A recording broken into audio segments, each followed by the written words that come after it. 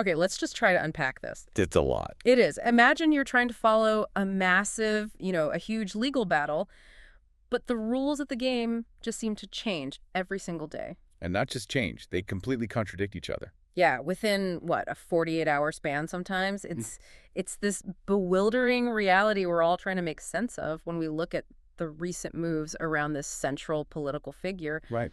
We're seeing a system that, on one hand, admits total defeat on its biggest political prosecutions. Right. And on the other, unleashes this just unprecedented financial punishment on the very same person. It's more than just legal whiplash. The sources we're looking at, they frame it as a systemic paradox. A paradox, that's a good word for it. We are essentially watching the American judiciary deliver two totally opposed messages. One about accountability, one about power, and one about, due process. So what are the two messages? Well, one is institutional retreat. It's a confession, really, that constitutional reality is more important than political ambition. And the other? The other is a fierce, punitive strike. I mean, it's designed to stop anyone from ever challenging the system like that again. Absolutely.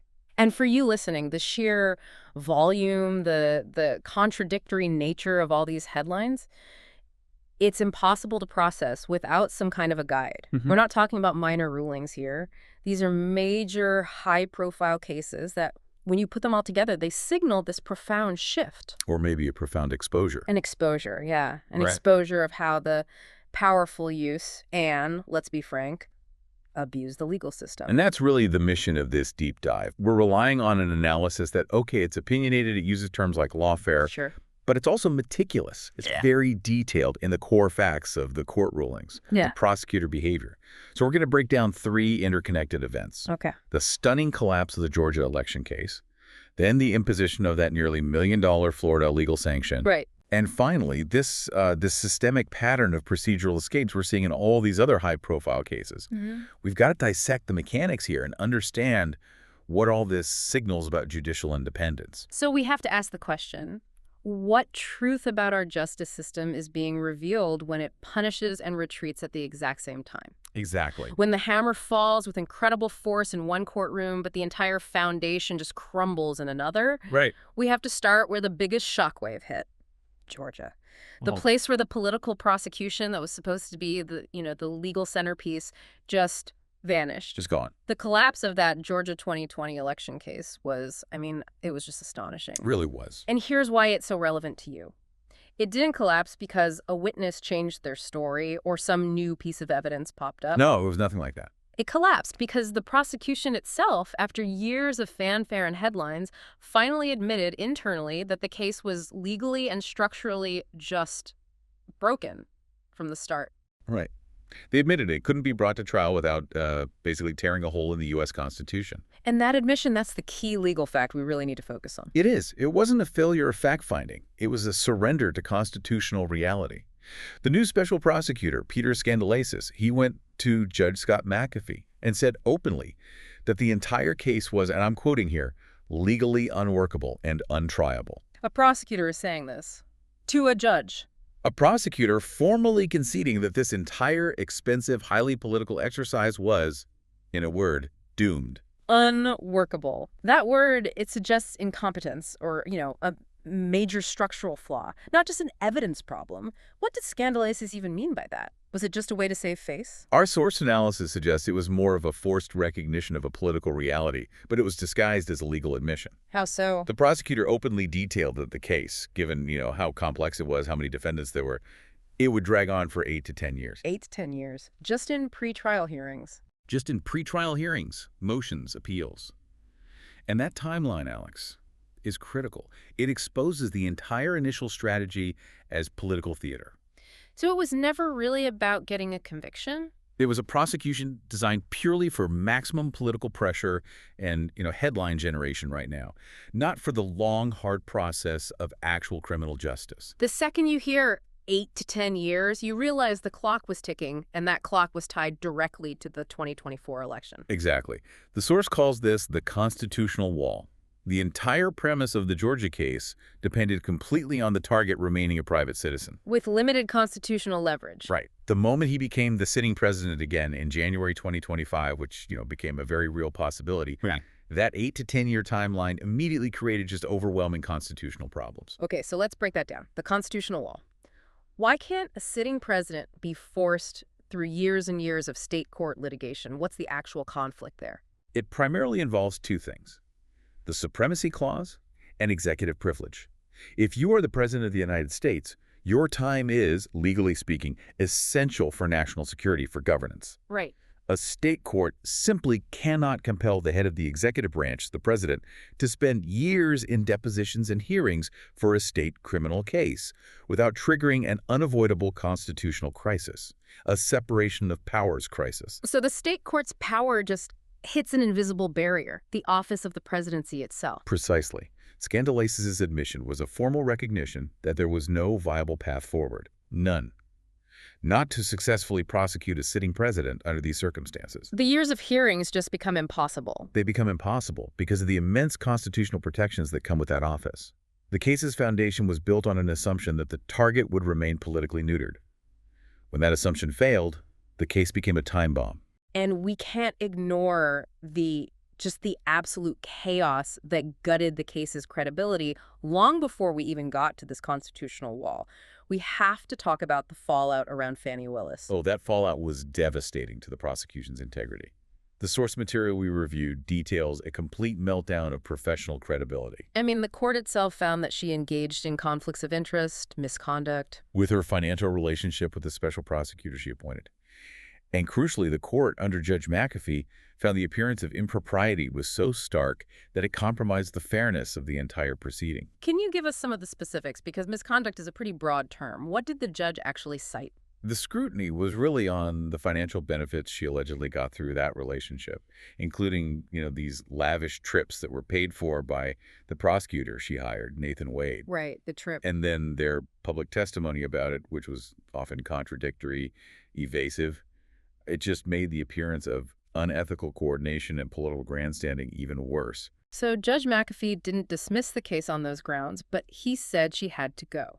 He ruled she had to be removed, stating that the circumstances presented a, quote, significant appearance of impropriety that infected the prosecution team. And when those details became public, the trips, the money, it didn't just look bad. It gave the defense all the ammunition they needed to argue this was all motivated by personal and political gain, not justice. It did. And it fatally undermined the institutional credibility you absolutely need for a prosecution this big.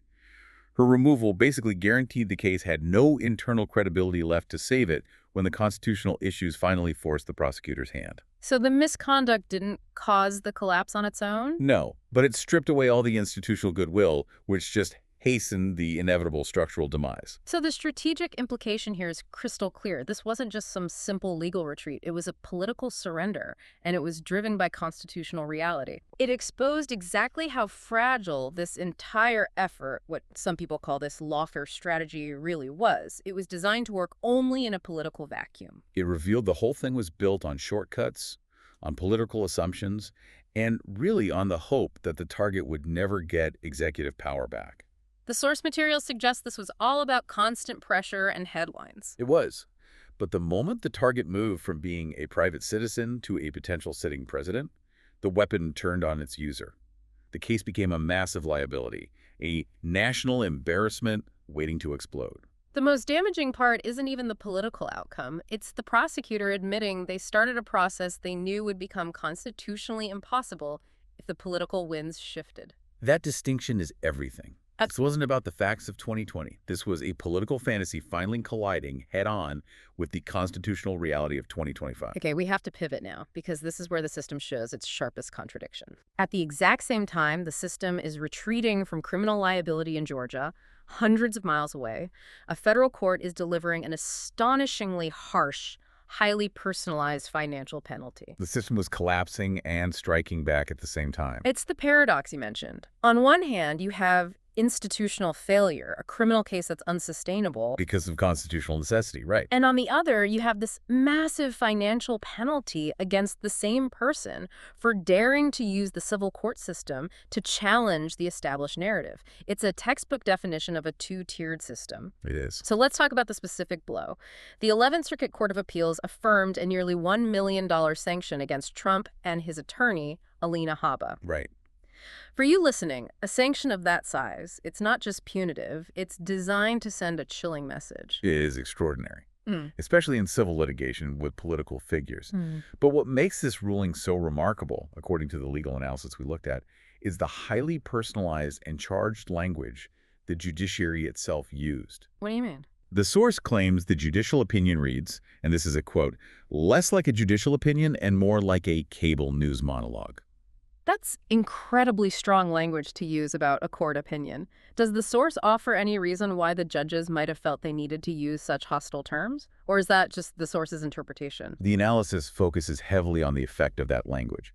They argue it removes any appearance of neutral justice. Okay. They highlight specific phrases from the opinion.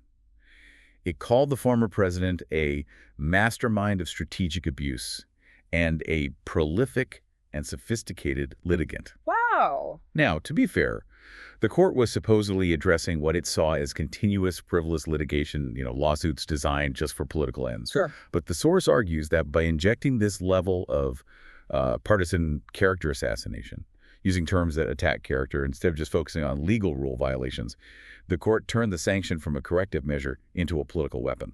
Let's break down the conduct that was under scrutiny. What did they actually do to get sanctioned? The sanction was for Trump attempting to use the discovery process in his civil suit to challenge what the source calls the Clinton-Comey Schiff ecosystem. So he was trying to use legal means to expose the people behind what he sees as a prior hoax. Exactly. The court declared that the mere attempt to use discovery in that way was itself misconduct. Wait, hold on. Yeah. The lawsuit was trying to hold accountable various figures from the 2016 Russia investigation, intelligence officials, operatives, political figures. Correct.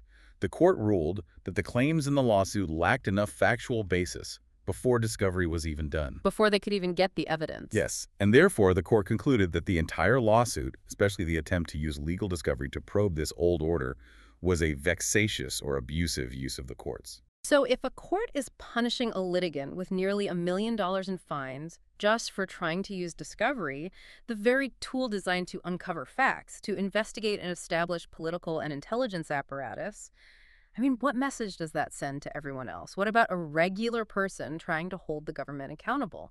It creates a massive deterrent, a huge one. Discovery is supposed to be the great equalizer in civil law.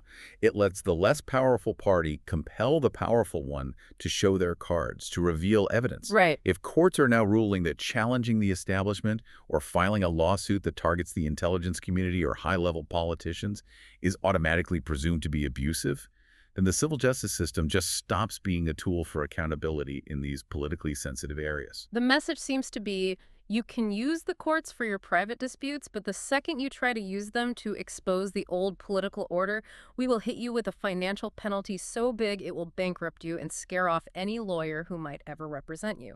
Exactly. The source argues this wasn't just a judicial ruling. It was, as they put it, a clear warning shot. Don't ever go after the old order again.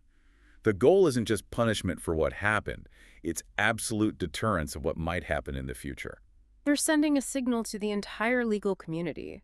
Challenging these specific powerful people is career-threatening and financially ruinous. Right. So to synthesize this contradiction, the timing is just so strategically significant. You've got the massive financial penalty for using the courts. At the exact same time as the other side's key prosecutions are collapsing for misusing the courts. It perfectly illuminates the system's protective mechanisms.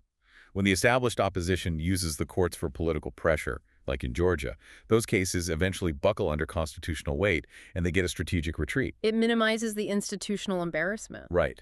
But when the target of those prosecutions tries to use the civil courts to expose the mechanisms used against him, like in Florida, the system slams the door shut with maximum punitive force. So the system protects its own insiders from criminal exposure while violently rejecting any civil challenges to that powerful structure. That's the analysis. It's the ultimate double standard. The system finds a procedural exit ramp when the establishment is the target, letting them escape through technicalities. But it builds a massive million-dollar financial wall when the opponent tries to seek accountability.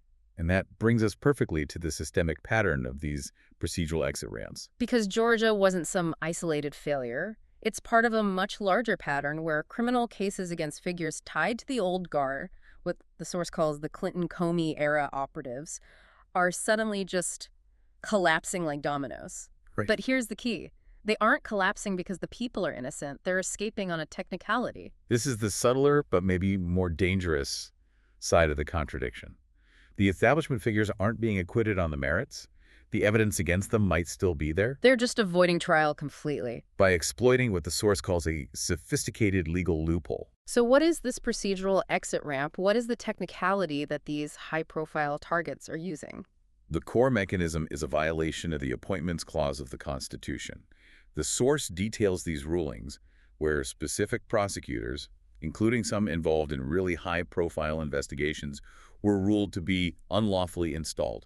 That sounds incredibly bureaucratic. How does an appointment violation just invalidate an entire criminal case?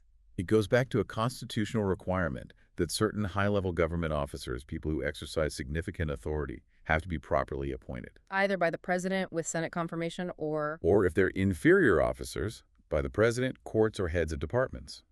What the courts found in these cases was that the Biden-era DOJ or other authorities cut constitutional corners. they rushed the appointment. They rushed them, used improper procedures, and they treated individuals who had enormous prosecutorial power as if they were just regular employees, not constitutionally mandated officers. So the charges weren't dropped because the defendant was innocent. They were dropped because the person bringing the charges didn't have the constitutional authority to do it in the first place. Exactly. The indictment was invalid from the very start. The practical effect is institutional privilege. Granted, through a procedural quirk. The criminal targets avoid a public trial, they avoid the evidence being exposed, and they escape any consequence because the system itself failed to follow its own constitutional rules. And the source notes the media then spins this as procedural integrity. Right, which distracts from the underlying bureaucratic mistake that just protected the insiders. So let's put this double standard in sharp focus again. On one side, you have the political opposition hit with $1 million civil sanction for using the courts to challenge power. Right. On the other side, you have establishment figures avoiding criminal trial because their prosecutor was improperly appointed. They escaped the courts because of bureaucratic malfeasance. It's stark. The source asks, how can this pattern be justified? Why do the power players consistently get recused by technicalities, protected by the very system they operate, while the challenger gets hammered over these frivolous filings? The filings were designed to deter future challenges, not correct her procedure. The pattern strongly suggests that the system maintains a set of procedural shields for its insiders and a set of punitive swords for its challengers. Which brings us to the crucial question. Is this all about legal integrity, or is it fundamentally about institutional control? The analysis points overwhelmingly toward control. The system has shown it knows exactly how to create these protective mechanisms for its own people, letting them slide out through bureaucratic errors. And these aren't just accidents. They're shortcuts, taken by authorities who are rushing to achieve political goals. But when the opponent seeks accountability, the system shifts its entire weight, using maximum force like that $1 million fine, not just to punish, but to deter any future inquiry that threatens the status quo. But the source suggests that this pattern of abuse and shortcuts is finally causing a massive shift within the judiciary itself, that judges are reaching a breaking point. What does that signal? It signals a deep desire within some parts of the judiciary to reclaim their own institutional legitimacy. For years, judges felt this immense pressure to be complicit in what the source calls lawfare dressed up as prosecution. So they were overlooking stretched legal theories or rushed procedures. In the name of political expediency. Now, with the target of those prosecutions possibly returning to power, those same judges are realizing that their own legitimacy is at risk. So by scrutinizing these rushed appointments, by invalidating cases based on the Appointments Clause, the judges are effectively saying, we're done. We're done carrying the water for political prosecutors who cut constitutional corners. Precisely. They are scrutinizing these legal shortcuts far more intensely than before. The rejection of these political tools is driven by the realization that if the target regains executive authority, All those shortcuts, all that misconduct, all the procedural gymnastics they relied on. Are suddenly subject to intense public and maybe even retaliatory review. The fear of that daylight exposure is what's fueling this current wave of abrupt withdrawals and procedural retreats. The judiciary is trying to save its own credibility by rejecting the role of political tool. That institutional recalibration is huge. It means the system is finally maybe pushing back against the political weaponization of the courts. And this leads us directly to the political architecture that constructed so many of these collapsing narratives in the first place. Adam Schiff. The source positions him as one of the chief figures tied to these old order narratives, who is now finding himself completely exposed by these judicial actions. Schiff is presented as the political architect and the amplifier of the very narratives, what the source calls the Russiagate architecture, that many of these now collapsing legal cases were built on. And what's the core claim against him, specifically regarding the Russia collusion narrative? The source material is unequivocal on this. It claims that Schiff sat in classified briefings where top intelligence officials told him there was, and this is a quote, no evidence of Trump-Russia collusion. He was told there was no evidence. And yet he repeatedly went on national television, sometimes just hours after those briefings, and claimed the opposite, claiming he had seen more than circumstantial evidence that Trump was compromised. So this wasn't just a difference of opinion. According to the source, it was a sustained, years-long campaign of amplifying specific falsehoods just to maintain political pressure. He wasn't just working with imperfect information. He was allegedly running cover for the intelligence machinery that was targeting the political opposition in 2016 and beyond. Wow. That is the source's conclusion. Yeah. They detail how he actively defended highly questionable procedures, like the FISA abuses against Carter Page, and he excused falsified emails that were part of that investigative effort. He also, according to the analysis, consciously downplayed or just ignored the Inspector General reports. It's like the Horowitz report, which thoroughly contradicted his public claims. It established a pattern of him defending a narrative no matter what the facts presented by official oversight bodies said. So if the architecture he helped build the narratives, the politically motivated investigations, is now crumbling because of judicial failure and procedural collapse, how is he reacting? What does his scrambling look like now? His current strategy is one of preemptive defense. He recognizes that the legal tide is turning, that the underlying facts he spent years burying are coming into view. So he's trying to position himself as the protector of the old order. Exactly. He's running cover for others tied to that Russiagate architecture, and he's preemptively claiming that any further investigation into their past actions is purely politically motivated, Trump being out for revenge. He's trying to get out ahead of the story, establish the narrative before the facts can be fully exposed, pleading his case to the media before the courts can finish their work. He is. He hopes that by framing any scrutiny as political revenge, the media will close ranks and parrot this defensive narrative, just like they did during the initial collusion days. But there's a crucial difference now. The crucial institutional difference is that the system, the judiciary, is no longer reliably playing along. The source claims the judiciary didn't just bend, it cracked. And that means the shield that Schiff relied on is suddenly just gone. That is the fundamental shift. Schiff operated for years, assuming that the courts, the intelligence bureaucracy, and the media would always provide these three layers of protection for his narrative and the conduct it shielded. He thought they would always overlook misconduct, conceal exculpatory evidence, and protect the political machinery from any scrutiny. But now we are seeing judges actively exposing misconduct, questioning the legal foundations, and overturning cases that were built on those exact political motives. The old political and institutional shield has dissolved. So what does this institutional daylight mean for the future of that entire narrative? If courts keep invalidating these cases and investigators gain full visibility into the intelligence community's 2016 operations, what happens to the truth that Schiff spent years burying?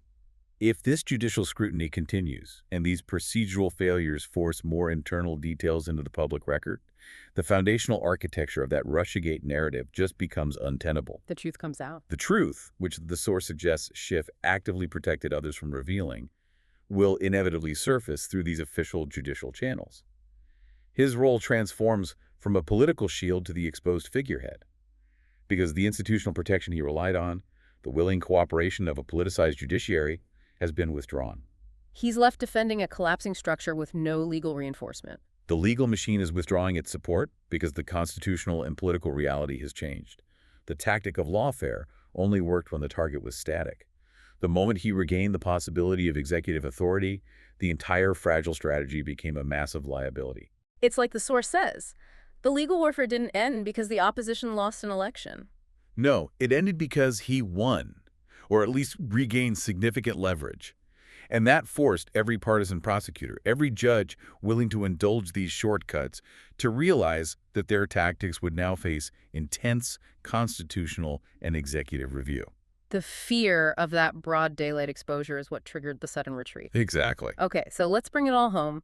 Let's summarize these two simultaneous, contradictory judicial outcomes that we've seen, the two great opposing messages from the system. All right. First, you have the institutional retreat.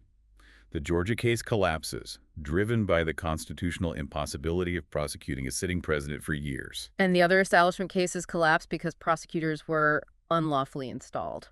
This shows the system finding these graceful exit ramps to protect its own reputation and its insiders from having to face a public trial. And then, contrasted right against that, you have the fierce judicial punishment.